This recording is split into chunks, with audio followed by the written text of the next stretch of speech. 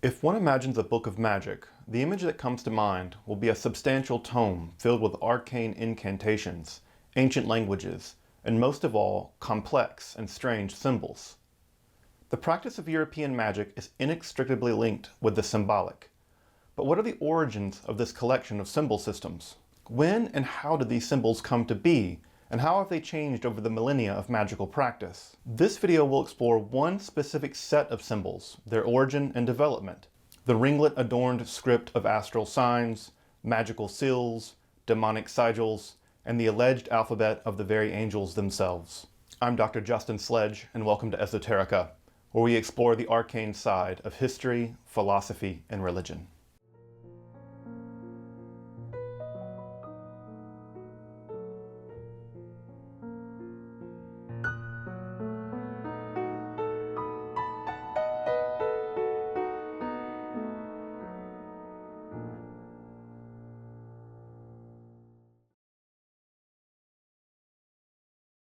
The practice of magic reaches back beyond the very beginning of history, and certainly began long before the first cities rose. Mesopotamian and Egyptian mages have left behind substantial documentation of their magical practices on papyrus and clay tablets. Though, given the overwhelmingly symbolic character of later magic, specifically magical symbols do not seem to appear much in substantial numbers in Mesopotamian, Israelite, or Egyptian magical practices.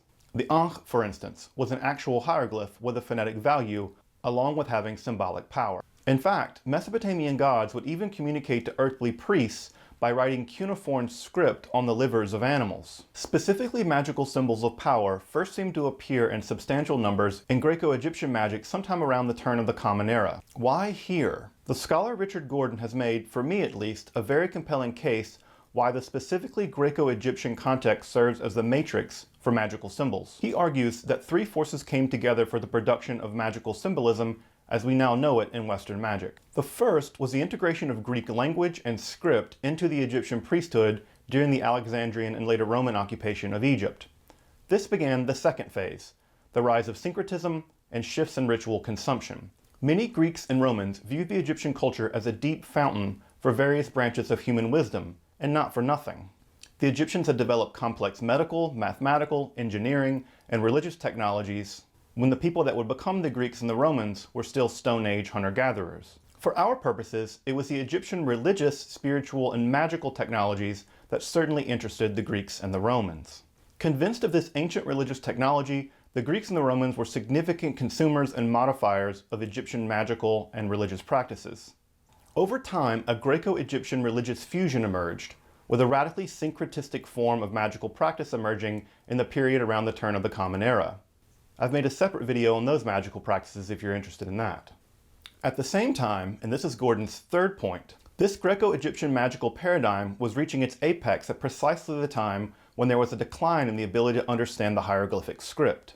This script, of course, was already the purview of a tiny group of priests, and as the traditional religions of Egypt began to diminish, so did the ability to write and read the script. The last hieroglyphic inscription can be dated to 394 of the Common Era, but certainly by then, knowledge of the script was in significant decline. This decline was complicated by two further forces. The first was a philosophical shift in the philosophy of language inaugurated by Neoplatonism, in which non-discursive, mystical knowledge was prioritized over the humdrum conveying of those ideas through writing and speech. To this end, special status was given to the power of non-discursive symbolism to convey this mystical knowledge. This was further combined by philosophers like Plotinus and Iamblichus with an increasing romantic conception of Egyptian hieroglyphics as having precisely this kind of power. This romantic conception of Egyptian hieroglyphics would dominate the Western imagination for centuries and likely impeded the eventual deciphering of the script itself.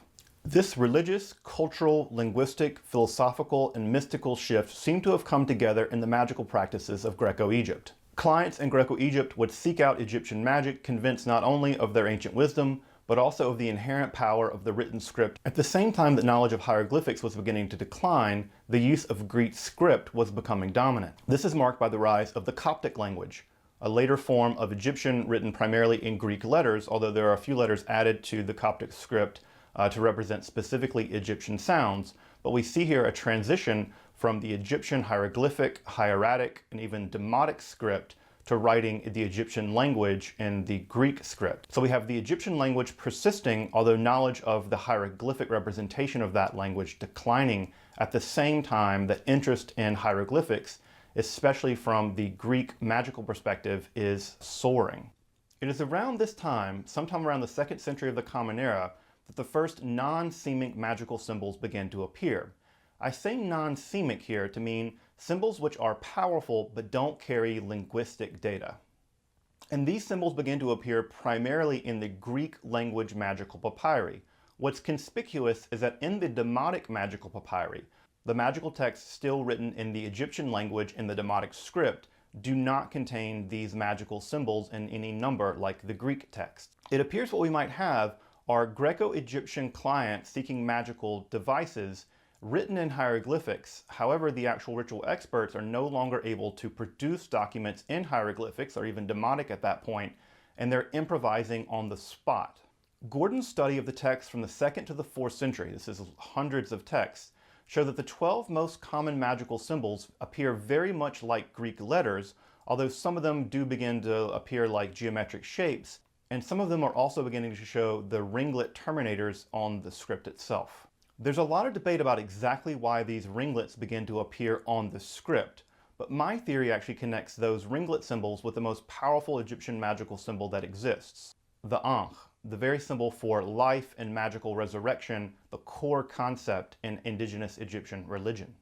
Here we can see an image of an Ankh with the large top loop typical of the Ankh symbol in hieroglyphics, but also notice at the end of the terminators, little ringlets have already appeared on the symbol itself. This is an image from the Greek magical papyri in which a god usually referred to as Akephalos, the headless one, is shown here holding an Ankh in its hand, which was typical of Egyptian symbolism, but notice here that the circles are now at the terminators of the crossbar of the Ankh, not just at the top.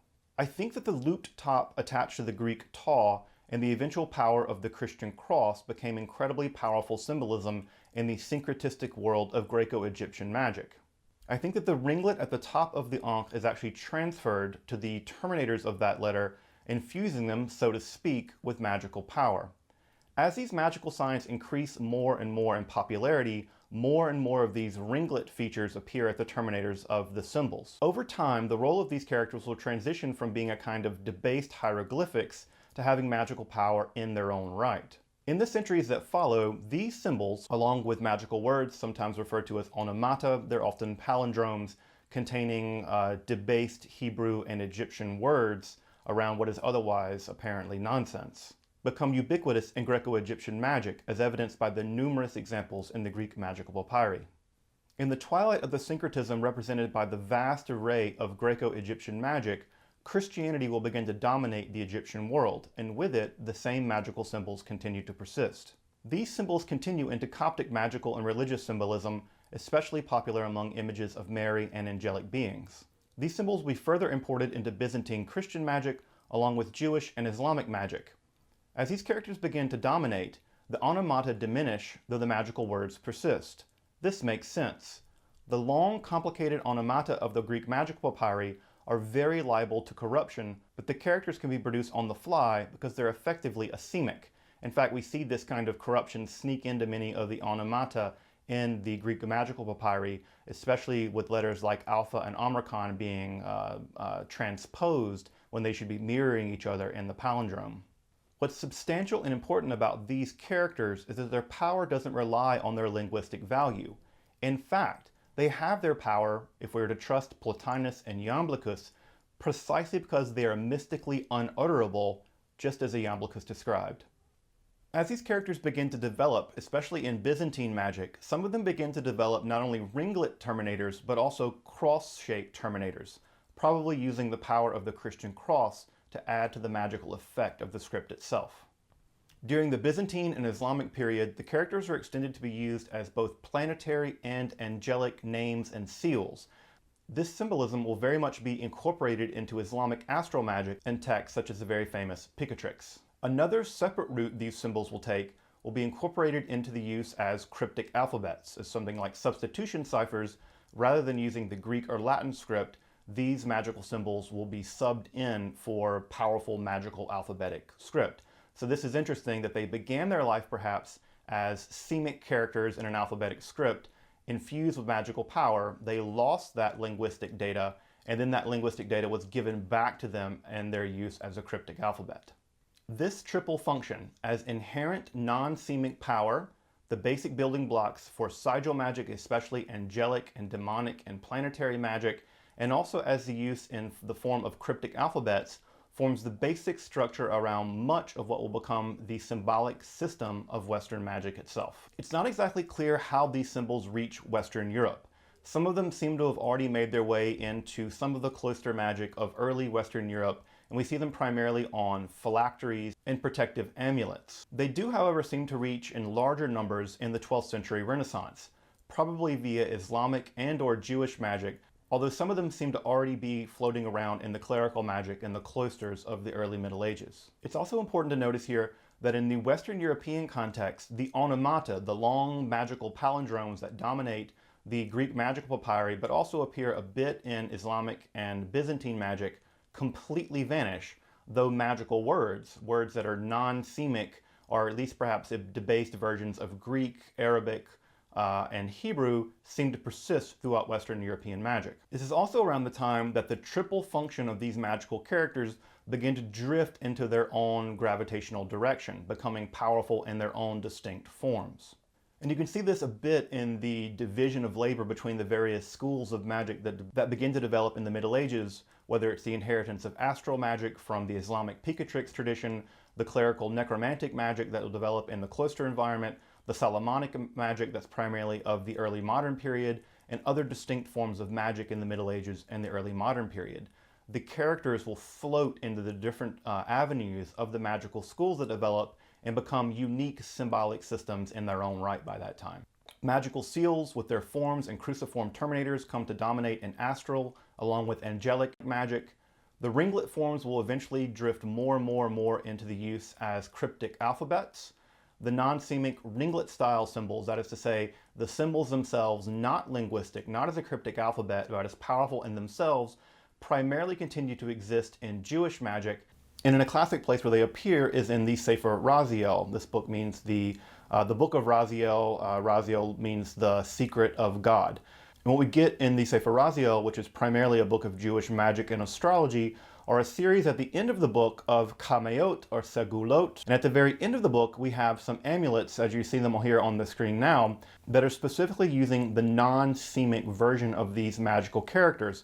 Now, you'll notice that some of them look a bit like Hebrew letters. For instance, you can see something like the letter Shin.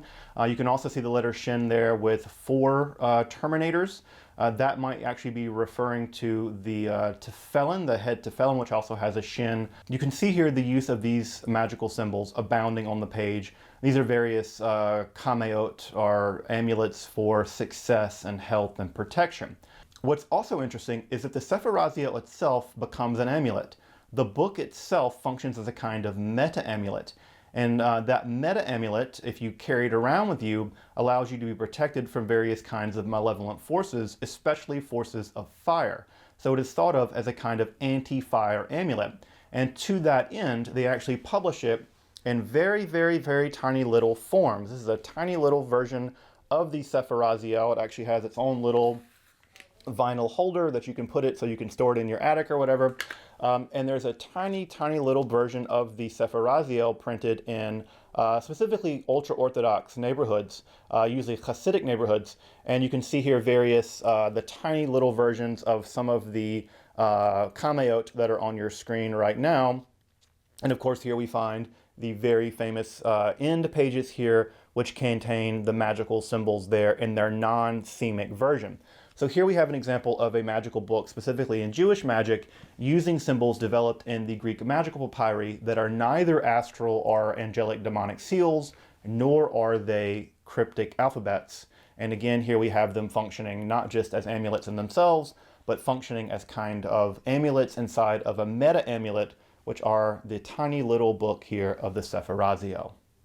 By the early modern period, these symbols will appear in the very famous book by Cornelius Agrippa, his 3 books on occult philosophy, where they will appear as 2 distinct forms of cryptic writing, both thought of as fundamentally angelic forms of writing or angelic script. Those images from the Agrippa text will be reprinted over and over and over again during the period of printing, and they are reprinted, I think most importantly, in the contemporary period in the very famous Buckland text, which becomes the foundational text for the development of modern Wicca. I think, as you can see, these symbols have had a long and complicated life in the history of magic. Though I think it's important to know that they have a history and they have a developmental story. They're not just invented from whole cloth and they just don't fall out of the sky. They have a history.